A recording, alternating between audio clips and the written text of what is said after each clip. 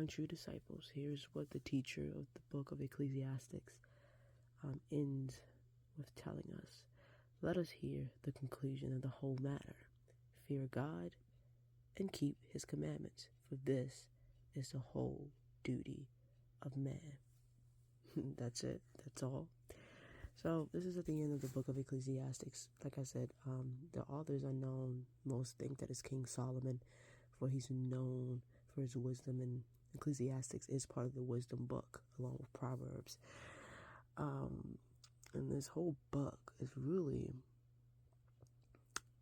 asking the question, what is the true meaning of life,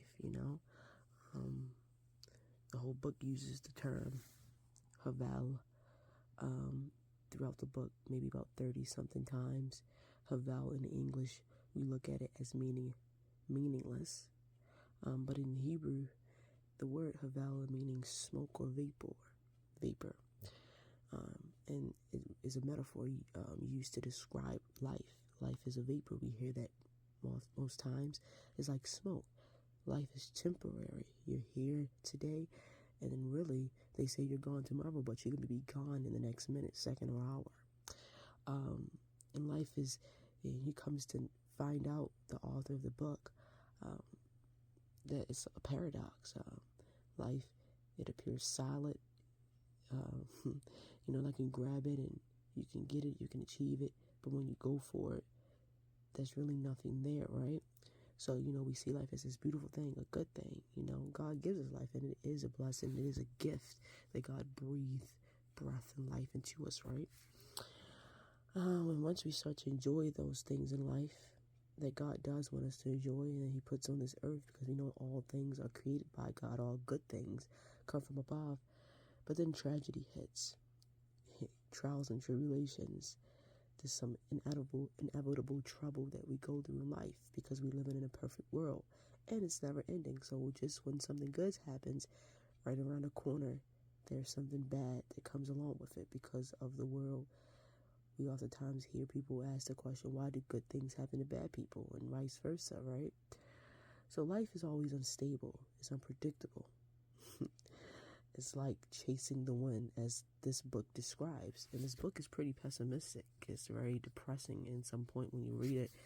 But in a way, it has a lot of truth in it. And then it basically gets down to the point. And the book tries to encourage us that no matter how much we try to achieve in life, and things that we reach for and try to succeed in, hey, nothing wrong with achieving things and trying to be successful in life. And that could be, family, relationship, career, jobs, having a baby, money, material things, fame. All those things really, as the book says, is Havel, is vapor. It really means nothing, honestly, especially when it's apart from God. If God is not the center of your life, and he is not the catalyst of everything that you want in life, or the reason that you want it, it's meaningless. And even when you do put God first, and you consult with God, and you ask him to lead and guide you throughout your life and the decisions that you make, those things are still meaningless compared to who God is and what God should be in our lives, right? He's supposed to be the center. He's supposed to be the head. He is supposed to be our life. So all those other things do not really matter. So this is what the scripture says. It says, it gets down to it. This is the conclusion of the matter. All those things that God does bless us with, that God allows in our lives, right? Whether it be the family, the job, whether it be the child, the material things, the money, it still doesn't matter. Our duty as mankind is to fear God, keep his commandments, and that is it.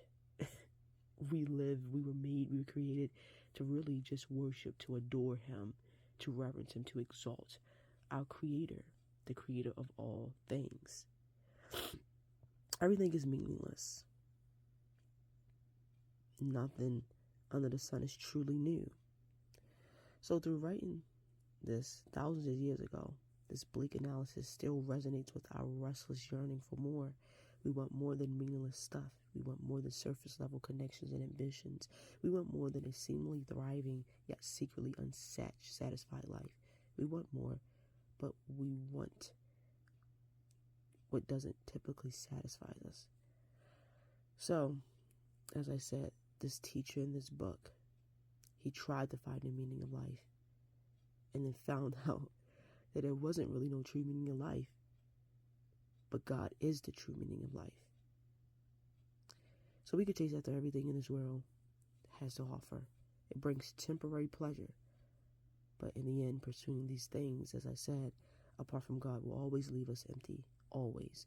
The great news is that God in heaven, who created and loved us, he understands what we really truly need. He knows that life is best when we follow his design for life. He is worthy of our awe and our honor and our worship. So we must fear God, keep his commandments, love him with everything.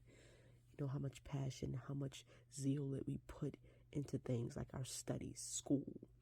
You know, you practice an instrument, you're singing, whatever talent that God gave you, whatever that is, whatever love you have for worldly things, let's put that in and use that energy to love God, to seek him, to want to know the mysteries of God, right? Because that's the true meaning of life, is to basically go back to our Creator, to be back in relationship and be back close and intertwined with him. So I hope this was a blessing. It does sound a little bit down, that nothing really truly means anything in life, but God is the true meaning of life. This is what the book is getting into. God is really the true meaning of life. And you know, we're so stuck in the natural because we're human and we see things in the natural. So we think all these things that are around us, this is what life is truly about. But it really isn't. It really is not. So let's continue to chase after God, because he is the true meaning of everything that we can ever ask, think, anything that we can ever be.